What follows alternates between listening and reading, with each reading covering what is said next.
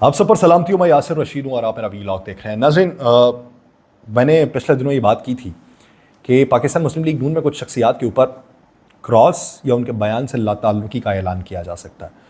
और ये बात करने के बाद उन शख्सियात में से एक शख्सियत ऐसी थी जिन्होंने मियाँ नवाज़ शरीफ साहब से मुलाकात की।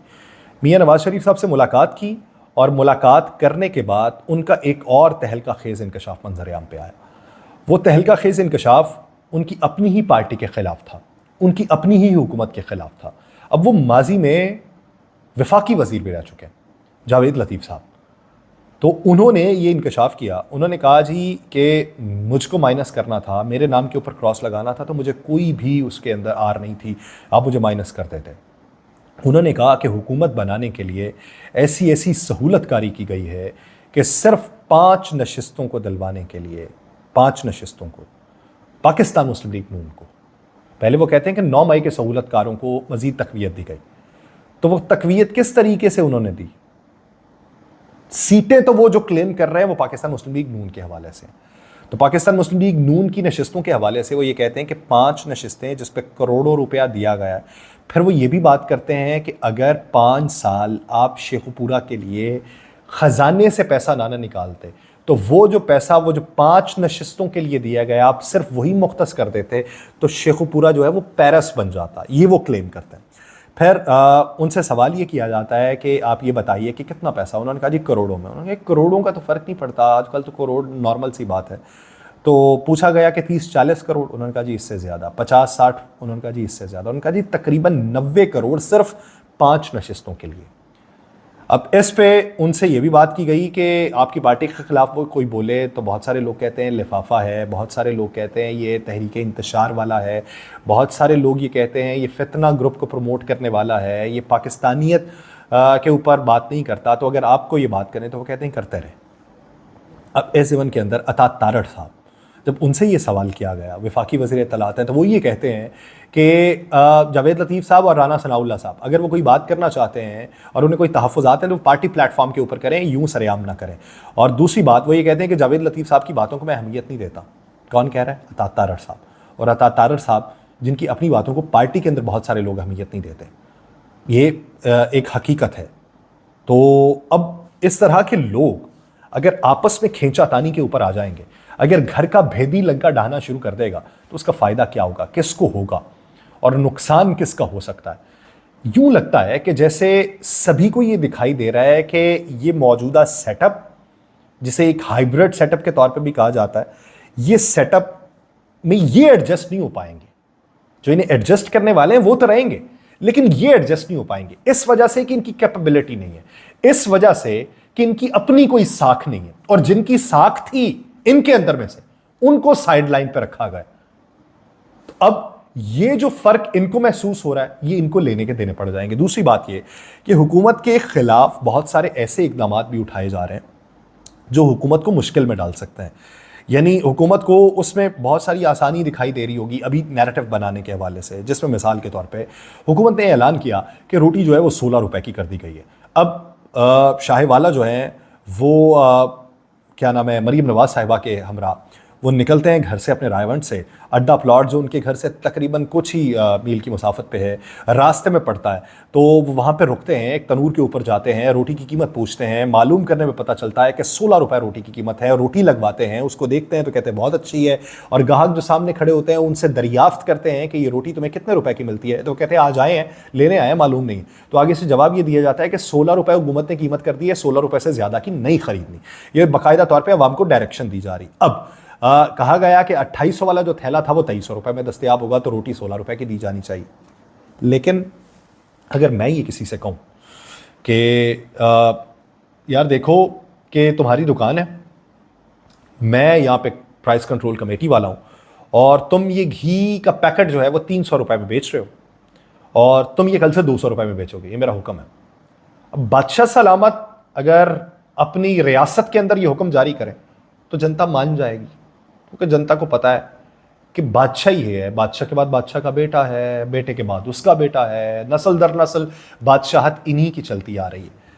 अब क्या ये पाकिस्तान में ये भी ये तासुर देना चाहते हैं कि नस्ल दर नस्ल या हम ही अहद दर अहद हुकूमत करते आए हैं, तो हमारा ही फरमान आपको मानना पड़ेगा, क्योंकि बाद में भी हमने ही आना है।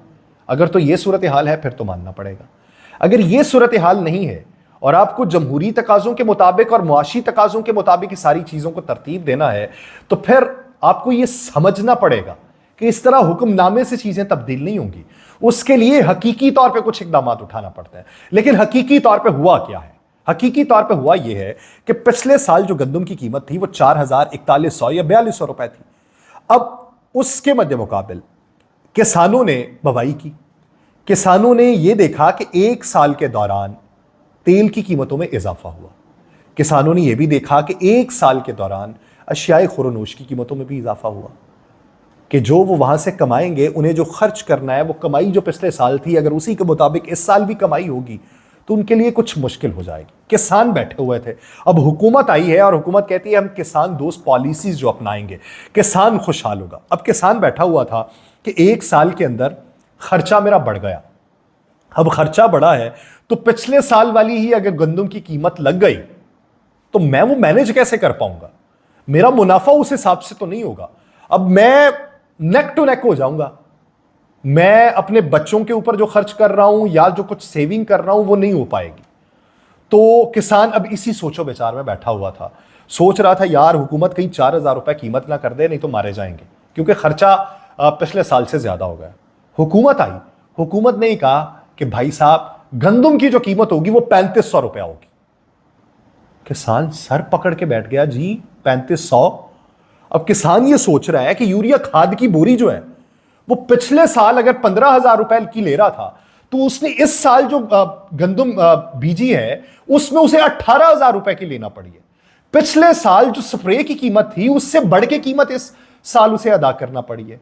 पिछले साल जो तेल की कीमत थी यानी डीजल की जो कीमत थी वो इस साल बढ़ी, और पिछले साल डीजल को चला के मैंने जो ट्यूबवेल को चला के जो पानी लगाया है उससे ज्यादा कीमत मुझे अदा करना पड़ गई है। और ये सोच रहा था कि माई बाप कहीं ये ना कह दें कि 4,000 कीमत होगी तो मुझे तो लेने के देने पड़ जाएंगे। माई बाप ने कहा पुत्र 4,000 भी नहीं मिलना, 3,500 ले।